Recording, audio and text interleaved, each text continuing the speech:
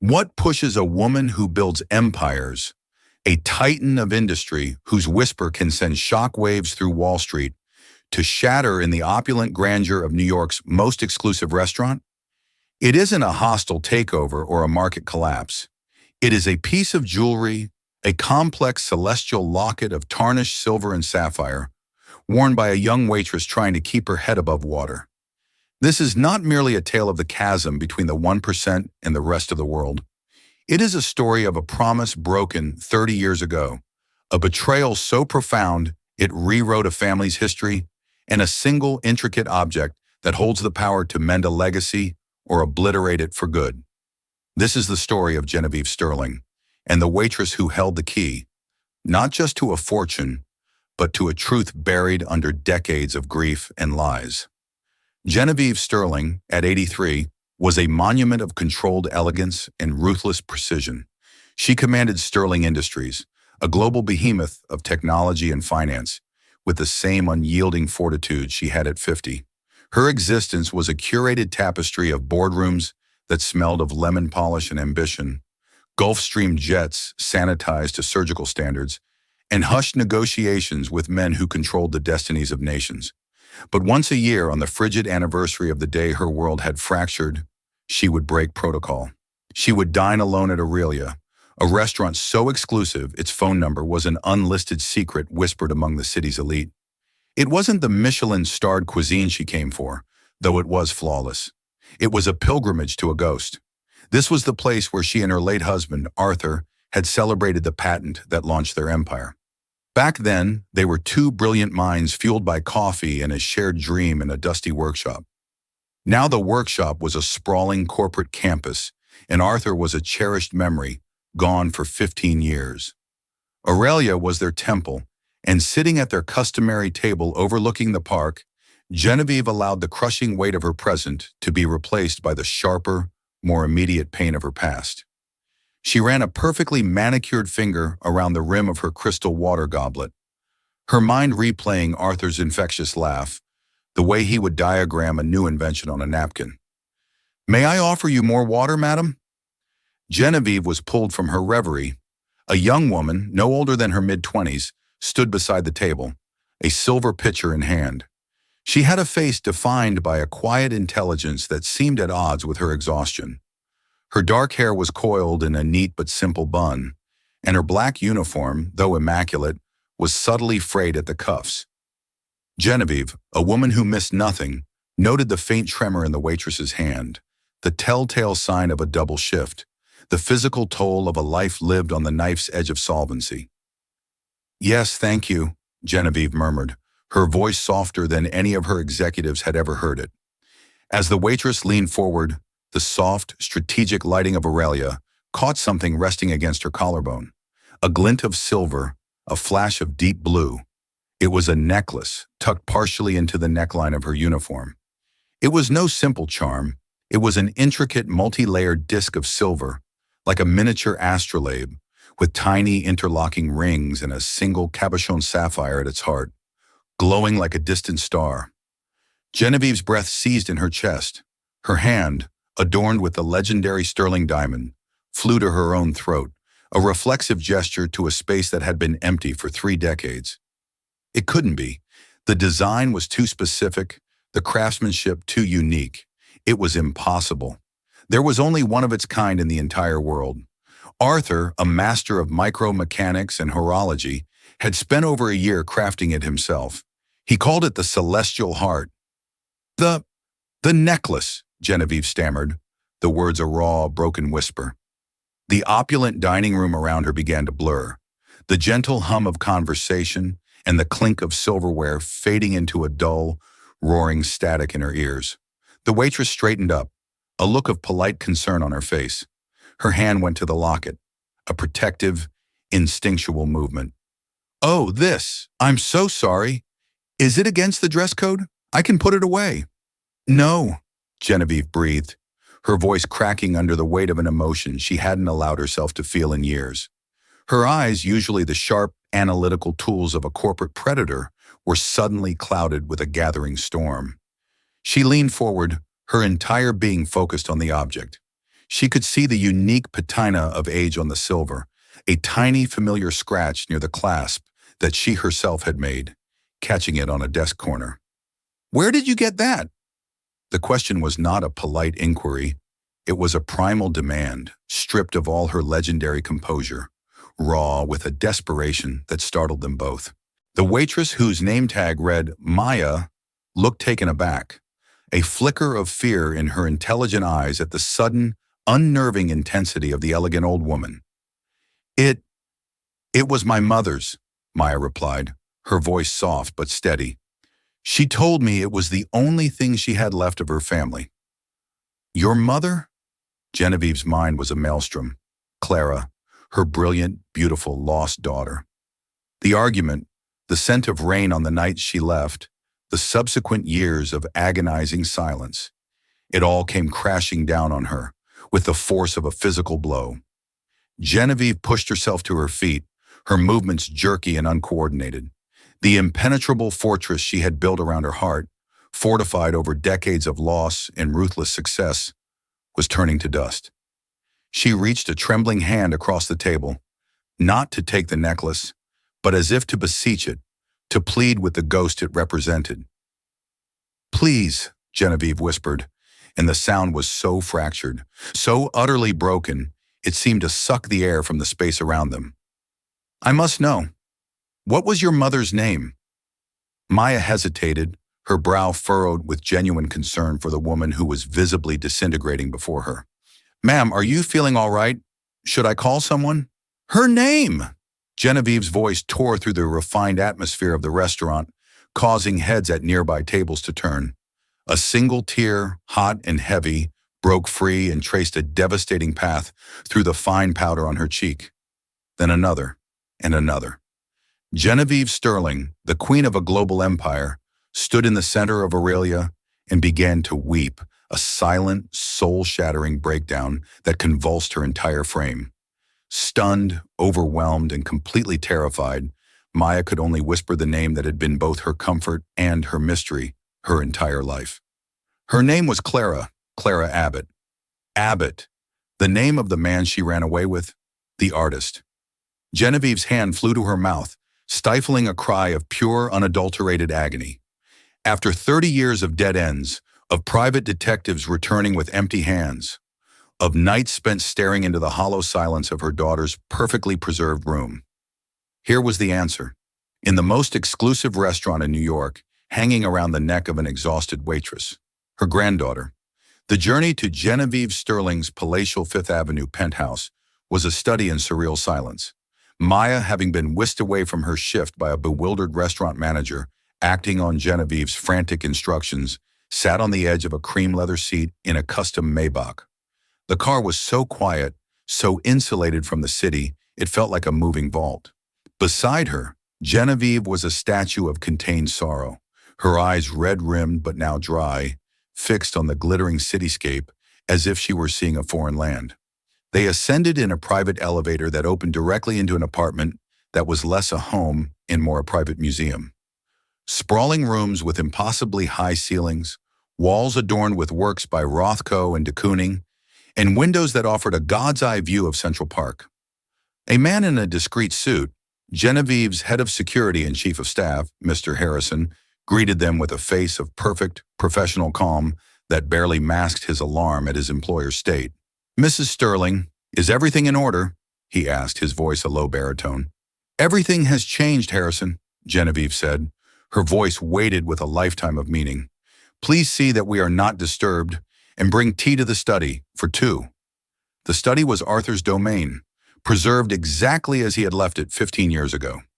Floor-to-ceiling shelves crammed with books on physics, engineering, and art. On a large mahogany desk sat intricate clockwork models and half-finished schematics. Above the marble fireplace hung a portrait, not of a stiff patriarch, but of a man with kind, laughing eyes and a blueprint in his hands. Arthur. Genevieve sank into a worn leather armchair, the familiar scent of old paper and machine oil seeming to give her strength. "Please sit," she gestured to Maya, who chose a small, uncomfortable-looking chair opposite her, as if poised for flight. "Mrs. Sterling, ma'am, I don't understand, Maya began, her voice a nervous tremor. That necklace it's my most precious possession. Genevieve took a long, shuddering breath. That necklace, she started, her gaze locked on the silver object, is named the Celestial Heart. My husband, Arthur, the man in the portrait, he made it for our daughter, Clara. There is only one. He built a universe into it. It's not just a locket, it's a puzzle. She leaned forward slightly. Your mother, did she ever show you how it opens? Maya's hand instinctively covered the locket. She told me it was locked. She said the key was a memory she'd lost. She tried to open it sometimes, but she never could. I've tried too. I've spent hours studying the markings, the way the rings turn. It feels like there's a sequence, but I could never figure it out. Here it was, a flicker of something beyond mere inheritance. The girl had her mother's curiosity, Arthur's analytical mind. The key is not a memory, my dear, Genevieve said softly. It is a date, the day she was born. Month, day, year. 8 digits. Each ring on the locket corresponds to a number. You turn them to the correct sequence, and it will open. Maya's eyes widened. She had never known her mother's exact birthday. Clara had always been vague, claiming she didn't like to celebrate it. Genevieve recited the date, a string of numbers seared into her memory. With trembling fingers, Maya held the locket and began to turn the delicate, interlocking silver rings, each clicking softly into place. After the last digit, there was a faint, almost inaudible whirring sound. The face of the locket split down the middle, unfolding like the petals of a mechanical flower. Inside it was a marvel. On one side, protected by a crystal lens, was a miniature, hand-painted photograph of a young Genevieve and Arthur, vibrant and in love. On the other side was not an inscription, but a complex series of gears and levers, like the inside of a priceless watch. And nestled within that clockwork was a tiny, folded piece of paper. Maya carefully extracted it with the tip of her fingernail and unfolded it. It was a bearer bond for an astonishing sum of money, issued by a private Swiss bank. And beneath it, engraved into the silver in Arthur's minute, precise script, were 2 lines. For my Polaris, a new start. The password is the name of the first star we ever wished upon. Tears began to stream down Genevieve's face once more. Polaris, that was his name for her. His guiding star, she whispered. He always worried about her. So impulsive, so brilliant. He wanted to make sure she would always have a way to be safe. A way home. She gathered herself, taking a deep breath to steel her spine. 30 years ago, she began, the story pouring out of her, a torrent of pain held back for a lifetime. Clara was their world, a whirlwind of artistic talent and rebellious spirit who chafed against the rigid structures of their life. Then she met a man, a struggling painter named Mark Abbott. I disapproved, Genevieve confessed, the shame a bitter taste in her mouth. He had no ambition, no prospects. I saw him as a threat to the future I had planned for her. I feared for her safety, for her stability. The final argument had been catastrophic. Vicious words hurled like stones. You value your balance sheets more than my heart, Clara had screamed. You don't know love, you only know assets. She was 23, Genevieve whispered, her voice a ghost. She packed a small bag. I was so certain she'd be back in a week once the money ran out. But she never called. She never wrote. She simply vanished. She looked at Maya, her eyes pleading for an absolution she didn't deserve. We spent millions searching. We hired the best investigators in the world. It was as if she had stepped off the face of the planet. Arthur died believing she hated us. Maya listened, her own life story being violently rewritten with every sentence. Her mother, Clara, had raised her in a series of small, rented apartments, always one step ahead of eviction.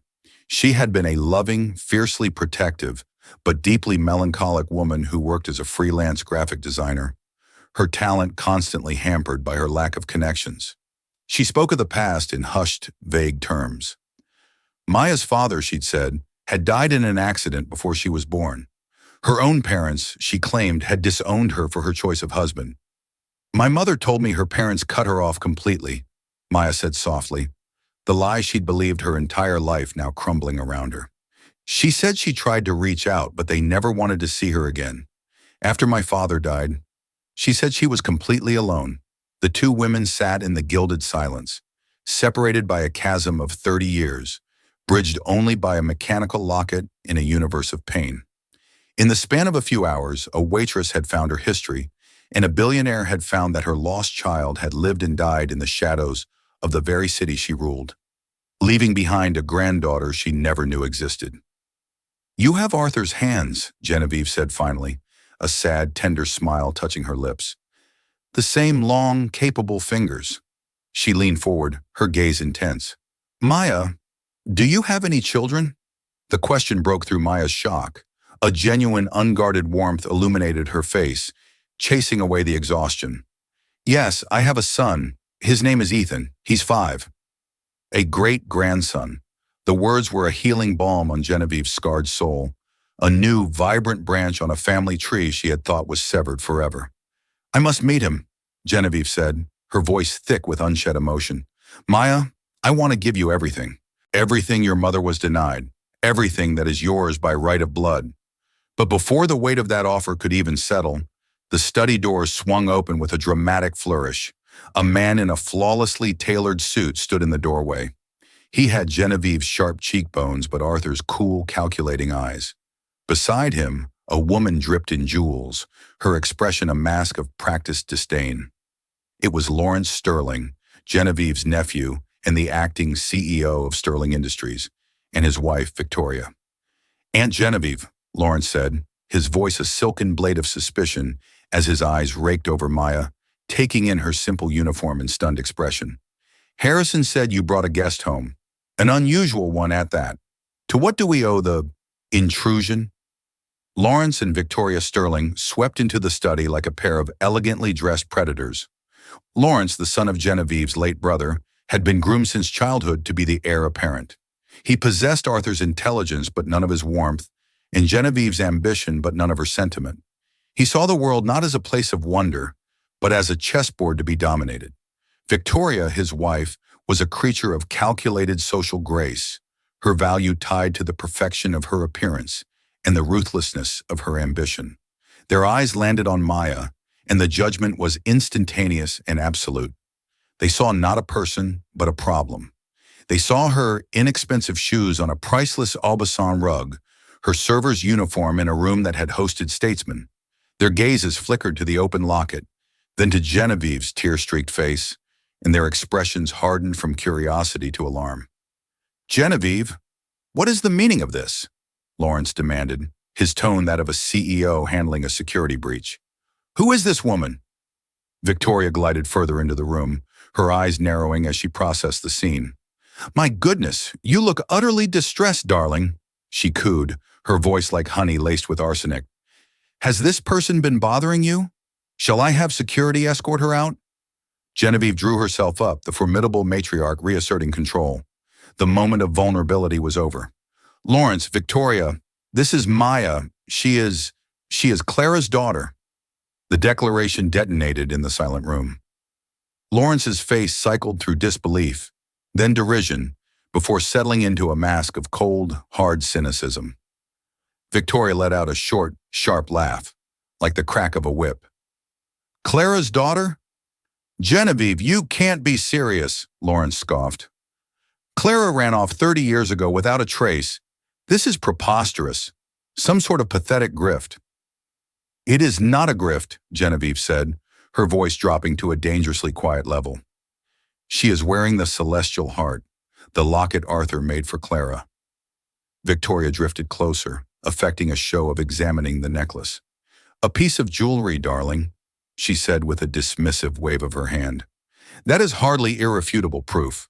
Trinkets are lost, stolen, even replicated by clever forgers. This woman is an opportunist, plain and simple. She likely heard some rumor and concocted this theatrical performance to get her hands on the sterling fortune." Maya, who had been frozen in her chair, finally found her voice. The shock was receding, replaced by a spark of hot indignation. She stood, her posture straight, her chin high. "I haven't asked for anything. I was at my job. Your aunt is the one who—" Be quiet, Lawrence snapped, cutting her off with an imperious gesture, as if swatting away a fly. He turned his full attention back to Genevieve. "And I implore you to think rationally. You are emotional. A waitress appears out of nowhere with a sob story and a prop, and you're ready to rewrite history? How incredibly convenient. How transparently fraudulent." "This is not about convenience, Lawrence. This is about my granddaughter," Genevieve retorted, her voice trembling with rage. "This is about my blood." "Your alleged granddaughter," Victoria corrected smoothly. "A claim of this magnitude requires proof of an equal magnitude, not a sentimental trinket in a well-rehearsed story." The atmosphere in the room had soured completely. The study, a place of memory and potential reunion, had become a courtroom, and Maya was the one on trial. She felt her cheeks burn with a humiliation so intense it felt like a physical heat. These people were looking through her, seeing not a person, but a threat to their inheritance. "I don't want your money," Maya said, her voice clear and strong, defying the frantic hammering in her chest. "An hour ago, I didn't know any of you existed. All I knew was that my mother was gone, and that she was sad and alone." She looked at Genevieve, her expression softening with an empathy that the other two couldn't comprehend. "And I think I'm finally beginning to understand why." The raw, uncalculated emotion in Maya's voice only seemed to cement Lawrence's conviction. He saw it as a performance, a tactic in a high-stakes con. "How touching," he sneered. "A real-life fairy tale." "Well, in the real world, we don't operate on fairy tales. We operate on facts, on irrefutable data." He leveled a cold, calculating gaze at Maya, then at his aunt. "There is only one way to resolve this, a DNA test." Victoria nodded emphatically. "Precisely. Clinical, scientific, undeniable. Our attorneys will arrange everything with the most secure lab in the country. There will be no room for error and no room for fraud." The word fraud was aimed at Maya like a projectile. She flinched. The evening had devolved from baffling to nightmarish. She thought of her son, Ethan. The last thing she wanted was to drag him into this toxic nest of vipers. Genevieve looked at Maya, her expression a mixture of profound apology and grim determination. "They are right, Maya. Not because I have any doubt in my heart. I know who you are. But to silence them. To make it official, undeniable. For your sake and for your son's." Maya felt cornered. Refusing the test would be an admission of guilt in their eyes. Agreeing meant stepping deeper into their poisonous world. She thought of her cramped apartment, her mountain of student debt from a community college degree she barely had time to use, the gnawing anxiety that was her constant companion. Then she thought of Ethan, and the world of possibilities this could open for him. Good schools, proper health care, a future free from the crushing weight of poverty she knew so well. But at what cost? Taking a deep, steadying breath, she met Lawrence's icy stare head-on. "Fine," she said, her voice firm. "Do it. Run your test. You'll get your proof." Lawrence gave a curt, triumphant nod. "Excellent. Our legal team will be in touch to arrange the sample collection tomorrow." He then turned to his aunt, his voice laced with authority. "And until those results are in, you will not give this woman a single dime. This is, for all intents and purposes, a pending legal matter. She is a claimant, not family. She will stay here, in this house, as my guest," Genevieve declared, her own authority ringing through the room like a steel bell. A flash of fury crossed Lawrence's face before he masked it with a thin smile. "As you wish, Aunt. But don't say we didn't warn you when this all blows up in your face." With a final, withering glare at Maya, Lawrence and Victoria turned and exited the study, their victory palpable. The tentative warmth of reunion had been extinguished, replaced by the chilling reality of the battle to come. Maya was not just discovering a family, she had been conscripted into a war. The following week was a surreal exercise in psychological warfare. Maya and 5-year-old Ethan were installed in a guest suite that was larger and more opulent than their entire apartment building. For Ethan, it was a magical kingdom. He was mesmerized by the floor-to-ceiling aquarium in the main hall, played hide-and-seek in the manicured rooftop garden, and quickly charmed the stern-faced Mr. Harrison. For Maya, however, the penthouse was a beautiful, suffocating prison. Lawrence and Victoria had made it clear to the staff that she was to be treated with polite suspicion. She was a guest who was not allowed to leave the premises without Harrison's escort, a potential heir who was also a potential criminal. Victoria, in particular, took a cruel pleasure in her daily psychological jabs, making comments about Maya's simple clothes or Ethan's boisterous energy, all delivered with a smile as sharp as broken glass. Genevieve, meanwhile, poured all her frustrated energy into getting to know the great-grandson she never knew she had. She read him stories, showed him Arthur's clockwork models, and in the boy's bright, curious eyes, she saw echoes of her lost daughter and her brilliant husband. A fragile, tentative bond began to form between Maya and Genevieve as well, forged in the shared telling of stories about Clara. "Your mother could find the mathematical perfection in anything," Genevieve recalled one afternoon, showing Maya Clara's old sketchbooks, which were filled not with portraits, but with intricate drawings of natural fractals, the spiral of a seashell, the branching of a frost pattern on a window pane. Arthur used to say she had a poet's soul and an engineer's eye. I tried to force her into finance. I didn't understand that I was trying to cage a storm. The regret in her voice was a physical presence in the room. But Lawrence was not sitting idle. He saw Genevieve's growing affection for Maya as a direct threat to his power. "She's working on her, Victoria," he seethed one night in their own wing of the penthouse. "Playing the part of the meek, grateful orphan. Genevieve is old, she's grieving. She's the perfect mark." "The DNA test is a formality," Victoria said, applying a diamond-infused face cream. "Even if it proves she's Clara's bastard, it doesn't prove her character. We need to discredit her so thoroughly that even if Genevieve accepts her, the board of directors never will. The Sterling legacy cannot be handed over to some waitress with a dubious past." Lawrence made a call. He hired a man named Silas Croft, a corporate investigator known for his lack of scruples and his talent for manufacturing dirt where none existed. Croft's initial background check on Maya Reed came up disappointingly clean. She was poor, but she was honest. Hard-working, no criminal record, not even a parking ticket. But Croft was persistent. He discovered that years ago, Maya had been forced to drop out of a prestigious university's historical archives program after her mother fell ill. The reason cited was financial hardship, but Croft saw an opportunity. He bribed a disgruntled administrative clerk from the university to fabricate a story. The new narrative was that Maya had been caught selling rare documents from the university's special collections on the black market and was quietly expelled to avoid a scandal. It was a complete fabrication, but it was plausible enough to be devastating. It painted Maya not as a devoted daughter, but as a thief and a fraud. While this trap was being set, Maya was facing a different kind of challenge. Genevieve, wanting to prepare for the inevitable, had asked the head of the Sterling Foundation's archival department to meet with Maya. His name was David Chen, a meticulous, no-nonsense man in his late 40s who had been a personal protege of Arthur Sterling. He revered Arthur's memory and was fiercely protective of his legacy. David treated Maya with professional skepticism. "Mrs. Sterling has asked me to brief you on the Foundation's charter," he began, his tone dry and clinical. "Should your claim be verified, you would eventually hold a significant position on the board.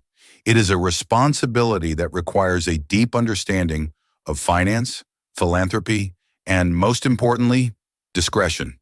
He looked at her as if she were an unqualified intern applying for a job she couldn't possibly handle. The meeting was frustrating and demoralizing for Maya. David spoke in a language of trusts and endowments that she didn't understand. She felt small and hopelessly out of her depth. Finally, unable to take any more, she stopped him. "Mr. Chen," she said, her voice quiet but firm, "I understand you see me as a problem, a complication. But before I was a waitress, I was a student. My field was historical document analysis. I know about preservation, about provenance, about research." To prove her point, she took out the celestial heart, which she now wore constantly. "My mother couldn't open this. I couldn't either, not until Mrs. Sterling told me the key. But I spent years studying it, not just as a piece of jewelry, but as an artifact." She pointed to the edge of one of the silver rings. "There," she said, her voice gaining confidence. "There's a maker's mark, but it's not my great-grandfather's. It's almost invisible to the naked eye. And here, she indicated a series of nearly microscopic engravings on the inside of the clasp. These look like random scratches, but they're not. They're symbols. I thought they might be a form of shorthand or a cipher. David Chen, the meticulous archivist, leaned forward. His professional curiosity piqued for the first time. He took a jeweler's loupe from his pocket and examined the marks. His skeptical demeanor began to crack, replaced by a look of intense concentration, and then dawning respect. Maya wasn't just a claimant, she had an eye. She had the instincts of a researcher. She saw details others missed. "Remarkable," he murmured, looking up at her, really seeing her for the first time. "I've handled dozens of Mr. Sterling's personal items. I've never seen this maker's mark before. And these engravings, you're right, they're not random." For the first time since entering the penthouse, Maya felt a spark of her old self, the competent, intelligent student she had been forced to leave behind. She had found a potential ally, not in a family member, but in a guardian of her great-grandfather's legacy, a man who, like her, valued truth and evidence above all else. The day the DNA results were scheduled to be delivered, the penthouse felt like a pressurized cabin. Genevieve had summoned everyone to Arthur's study. She sat in her husband's leather armchair, a queen holding court. Maya and a blissfully unaware Ethan sat on a sofa to her right. Lawrence and Victoria positioned themselves opposite, a united front of cold hostility.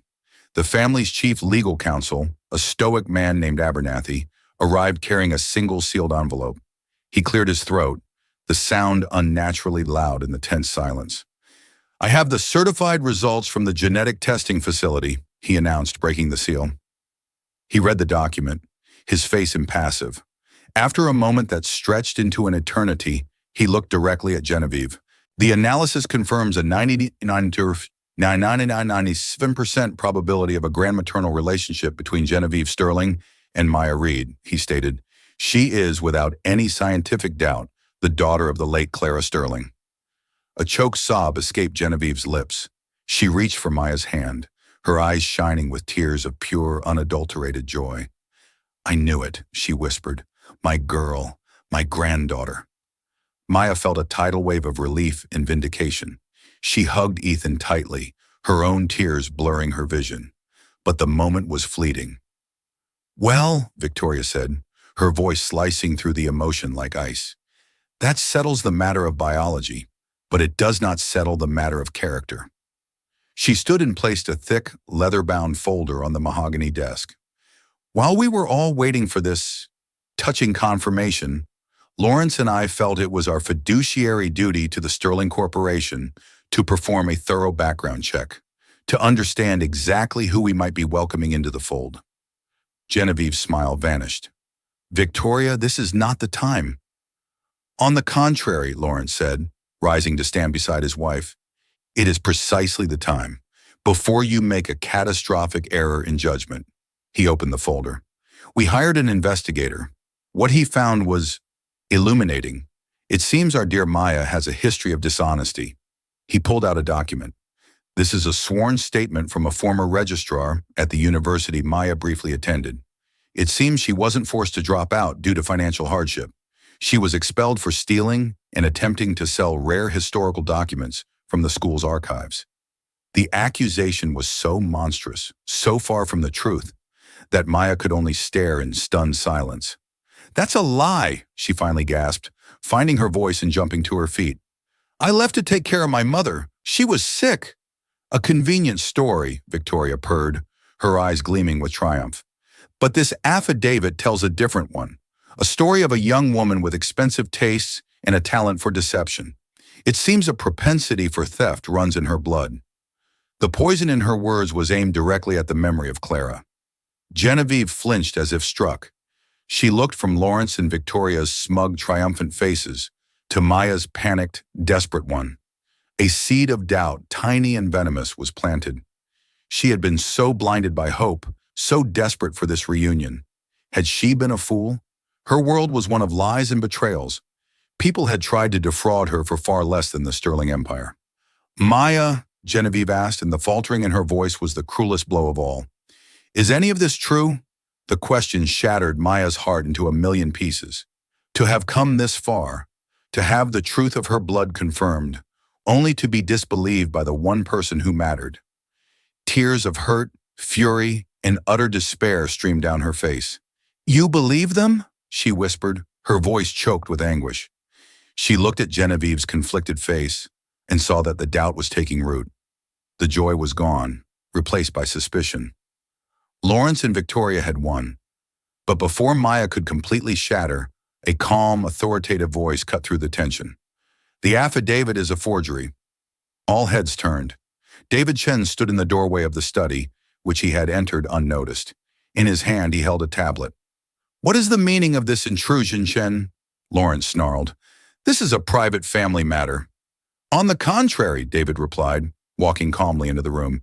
"This pertains directly to the legacy of Arthur Sterling, which is my business. After Miss Reed pointed out the anomalies on the celestial heart, I began my own investigation." He looked directly at Genevieve. Arthur was a genius, but he was also a pragmatist. He was deeply worried about Clara. He knew she was vulnerable. He continued, his voice steady and clear. "The maker's mark on the locket does not belong to a jeweler. It is the registered trademark of a small, highly discreet Swiss security firm that specializes in encrypted hardware. And the engravings on the clasp, they aren't a cipher. They are a biometric access key." He turned to Lawrence, his eyes cold. Arthur Sterling didn't just give his daughter a bearer bond. That was a decoy. He established a numbered trust for her, an account so secure it was practically off the grid. It could only be accessed by two things: the unique resonance frequency of the locket's internal mechanism and a voice print password. The password was Alcyone, the brightest star in the Pleiades cluster, the first one he taught Clara to identify. David swiped on his tablet, and a series of financial statements appeared on the large screen behind the desk. The account was untouched for years.